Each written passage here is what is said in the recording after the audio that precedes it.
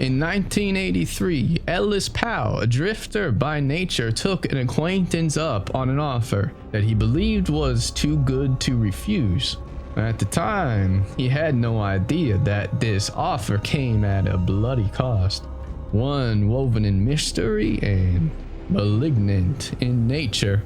Elis found himself in rural Wales in a nowhere place, and not knowing what else to do, he fell into a trance of doing what he was brought there to do, so that after a month, he could go drift somewhere new. And this is Elis's account, which has been transcribed from an interview that he gave to an online Unexplained Events Channel of how, in a nowhere place, a dormant evil woke up. In the beginning, there was a dawning, the dawning of nowhere. All dormant things are doomed to wake up, and when they do, their hunger is implacable.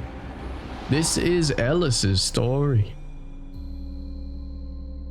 I've always been a drifter, especially back then, when I was a young man trying to find his purpose in this puzzling world. I left home at 15. My parents were addicts, alcohol, drugs, anything that would give them a temporary escape from their own misery. They weren't fussy. I slept on friends' sofas, I stayed in cheap hostels, rancid with the smell of urine, squatted in old buildings where the rotted despair seemed to wail from the walls, and then, when all else was lost, I slept in the streets with the rats. I drifted from town to town, city to city, picking up jobs where I could and making acquaintances along the way. Lost souls just like me, who didn't seem to have found their place in the world. Duncan was one of them. He was a drifter, just like me, and every so often our paths would cross in a back alley or under the gray skies, and we'd find a rundown pub and we'd share our woes over a stale beer. Our last run-in happened in Cardiff. I was working at the harbor, hauling these heavy crates of rancid dead fish off the boats, and Duncan seemed to appear just out of nowhere and just looked at me, this constant grin on his face. I didn't bother asking him if he was working at the harbor too, because it didn't matter. This is how my encounters with Duncan, pretty much any of my acquaintances, went. It was an unspoken rule. Never ask each other what you've been up to. Duncan and I, we sat in that pub. The smell of cigarette ash was seeming to fog all around us as we nursed our pints. I don't know how long we were there for. We were talking about nothing in particular. And then he downed the dregs of his beer. He slammed that glass on the table, and then in a hushed voice he said, "Elis, I got a job for you at a farm an hour or two from here. It's real rural, but it's easy work. Should take about a month. I'll pay you cash in hand." He took an envelope out of his black bomber jacket and slid it across the table. I took it quickly, placing it on my lap beneath the table, so it was out of sight. Sure, I had a few questions circling my head, but I didn't ask them, because I knew full well that Duncan was here giving me this because he knew I was the type of guy who knew better than to ask any questions. I discreetly squeezed open that envelope and I glanced inside it. It was stuffed full of purples and blues. It's those kinds of notes that meant big money. There must have been at least £2,000 right there. And for a guy who only had a crumpled tenner in his pocket and some pitiful bits of change, right here, this was a life-changing amount. "You in?" he asked as I gripped tightly onto that envelope, and I nodded, and he continued. 5 a.m. at the corner of Queen Street, and nothing else was said. Yeah, I could have taken that money and I never show up, but drifting, that's one thing. Constantly running, looking over my shoulder was another. And I respected Duncan, and I trusted him as much as someone from my walk of life could.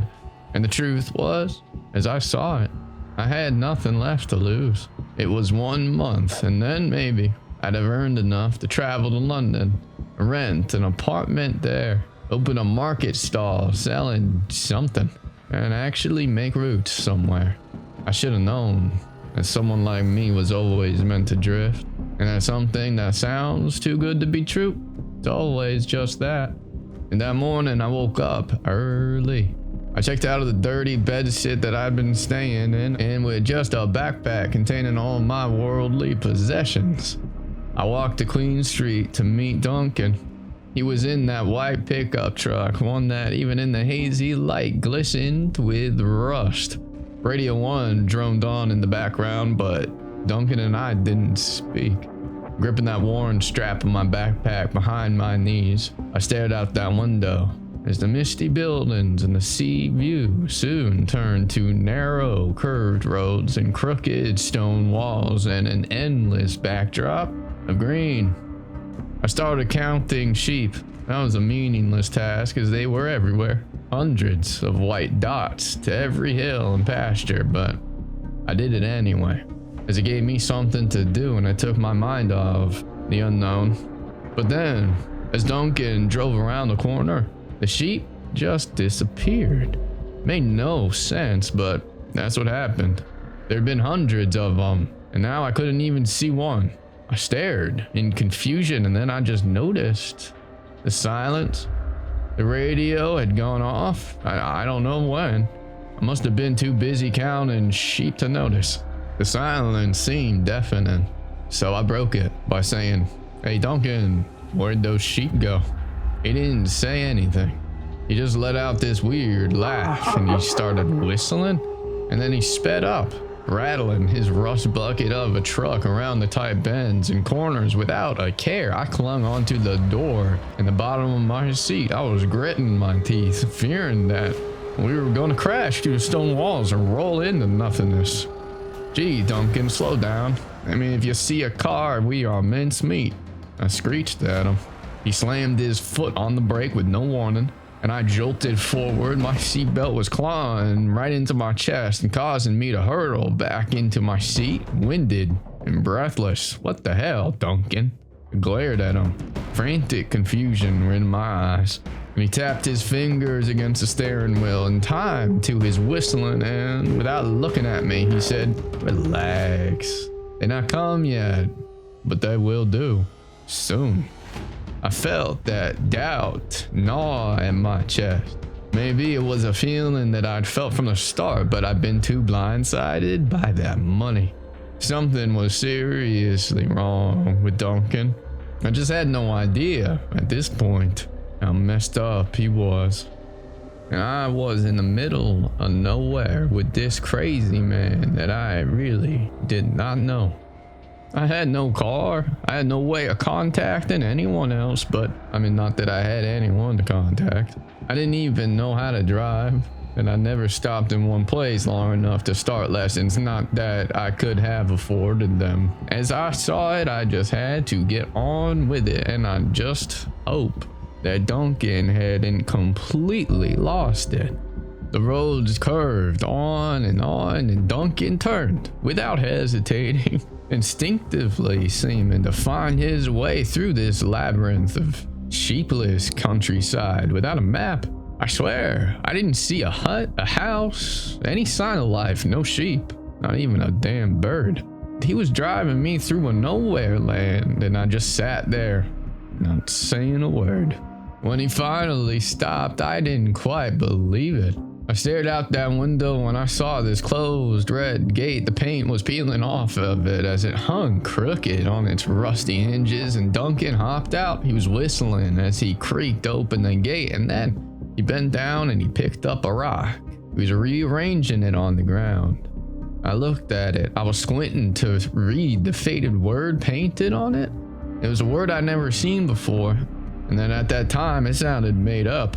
Nusquam, home sweet home. Duncan chuckled as he backed into the car. Words I sensed were meant for him, not for me.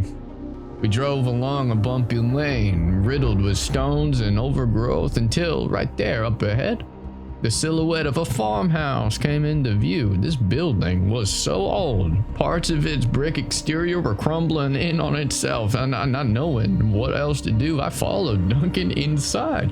I was stepping over a pile of debris, dead squirrels, rats, and rotten remains of creatures too mangled to identify.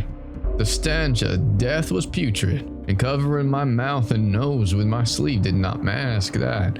I followed him into what I presumed was once a living room, and was now the festering remains of broken furniture and mold.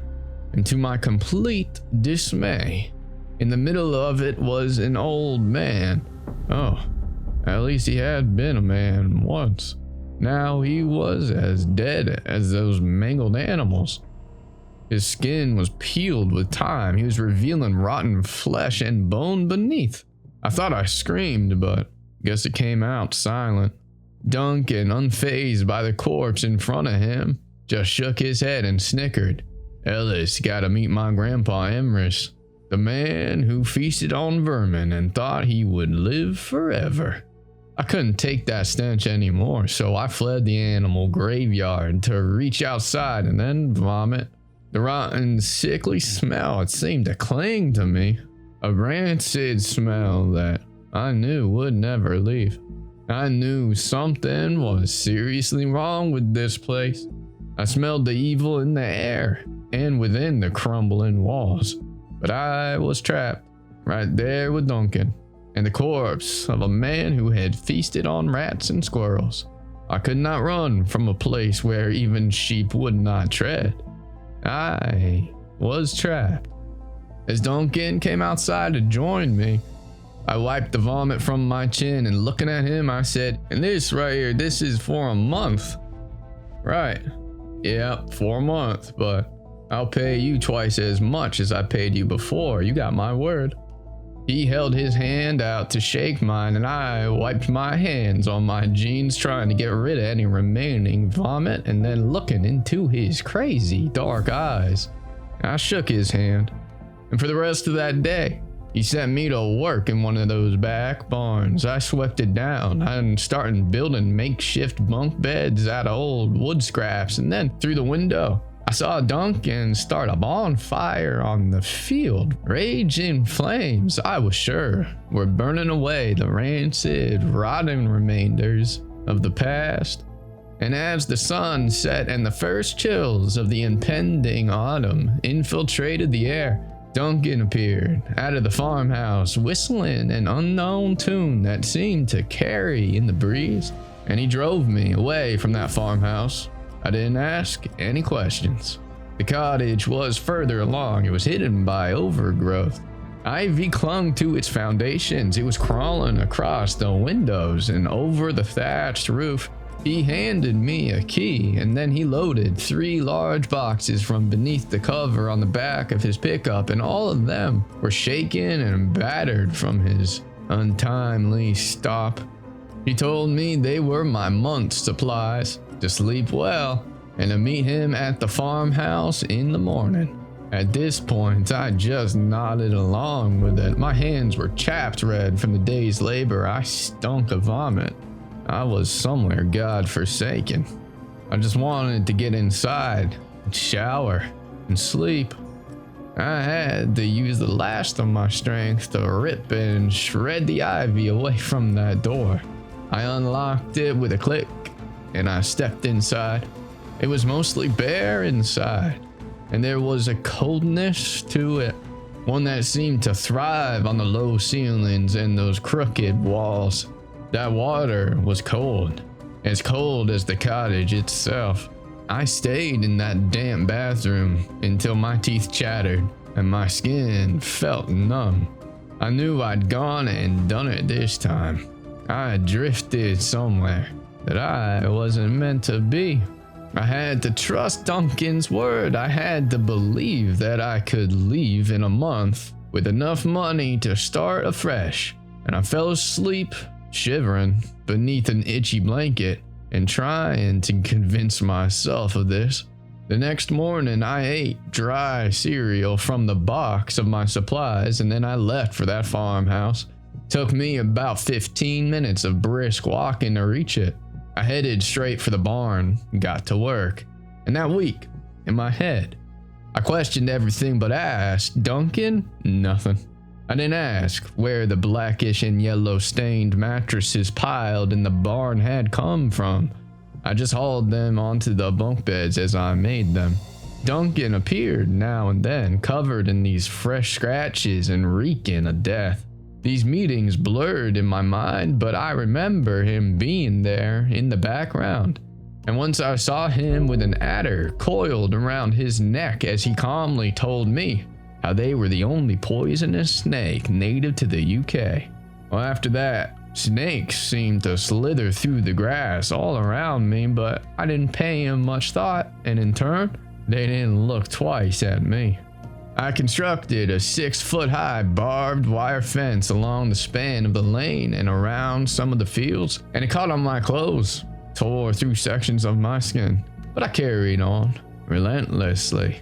I had work to do, work with no answers. I placed animal traps across the field. I was hiding them beneath leaves and dirt, and I smiled as I thought about metal clamping shut and laughter over helpless wails. Without giving it a thought, I always seemed to just know where the traps were so I could avoid standing on one. They were traps not meant for me. Each night as I walked back to the cottage, I felt a little less like me. I showered beneath the cold, and I ate something out of the box. I slept as outside as the wind howled, but the branches refused to rustle. And by that third week, I dug deep pits and I impaled wooden spikes into the holes. The insects seemed to find me, scuttling across my legs as I sat there surrounded by them. Using a penknife that had been in my box of supplies, I mindlessly carved the word into the underbelly of each insect. I dropped them into the pits. One by one, I was whistling that same tune Duncan whistled. But it made no sense as I'd never been able to whistle before. That was a fact. Used to annoy me as a child. And when I realized what I was whistling, I seemed to stop. My reality dawned on me. I dropped that cockroach in my hand. Its legs were flailing midair. I looked at that pit of despair beneath me. I wanted to cry. All I could do was stare aimlessly at it. My eyes flicked from it to my arm, and my eyes widened in dread. And there was something that was on my arm. It was a symbol, and I rubbed at it, but it did not fade. I felt sick to my core on knowing what this meant. The blood glistening on that penknife was my own. I'd carved that symbol into my own skin. A snake coiled through a skull. I'd never seen it before. I didn't know what it meant. I remember Duncan with a snake. The anger seeped through me. He had brought me here. He had made me into this half version of myself. I stood up. I was flinching the insects off me as I stormed toward that farmhouse, and I'd taken no more than a dozen steps when I stopped dead. There were traps and pits scattered all over this field, but now that I seemed aware of what was going on, I couldn't remember where they were. I stayed there, deadly still, as the day darkened around me. The insects followed me, and they crawled over my feet. I felt the cold, but I did not dare shiver. I was rigid with fear, a scarecrow in this endless horror. I don't know how long I stood there like that. I don't know how my legs seemed to stay rooted, and I managed not to crumble away. I went in and out of whistling, and once I became aware that I was whistling that unknown tune, my arms stretched out either side of me, and I looked at my side, at the crow perched on my arm, an insect wriggling in its clenched beak, an insect with the word Nusquam on its underbelly, and I looked at it with its red eyes, and I found myself smiling. I didn't want it to fly away. I didn't want it to leave me. And through that silence, they appeared. People, a young man and a woman. Visions of tainted youth with their singed hair in bloody holes that once contained teeth. They laughed through the darkness as they circled me. Their laughter turned into wails. Nusquam, Nusquam, Nusquam. They chanted it silently, silence that echoed in my head. Then they ran away, and soon their screams followed them. Screams that turned to laughter, laughter only made in death. And through the rain, Duncan came. My arms stretched out at my sides, but my head lolled. I heard him coming through the rain. I heard his whistling. He patted me on the shoulder, and in a low voice he said, "It's almost time. This is Nusquam." I lowered my arms, and I followed him through the field. I was not sure how my body was functioning, but not daring to question it in case this caused my feet to give way beneath me. We passed one of the pits, and I looked into it. I was seeing what I already knew would be there. A twisted body, impaled on one of those spikes. Their limbs were flinching like a held insect. I wanted to sob, but I couldn't make a sound. Screams echoed around me, but I didn't dare look. Lost souls filled this place, but I needed to leave. Shadows wandered all around me, but I could not become like them. At the farmhouse, I saw that Duncan wasn't alone. A woman with long hair that seemed endless appeared out at that farmhouse and linked her arm through his, coiled like a snake. Her one arm had a chunk bitten out of it, raw and concealed, and on her wrist I saw it carved there, scabby and raised, a snake and a skull. "I can handle it from here," she smiled at me. I nodded at her, and then I walked away. I felt the dread and despair gnaw at me, but I knew there was nothing more I could do. As I walked up the lane, Duncan pulled the truck up alongside me. He said, "Hey, I made you a promise." Yeah, he did make me a promise. He made me a promise he intended to keep.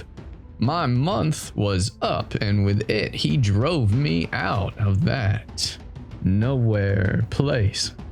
And on the way, we passed a car.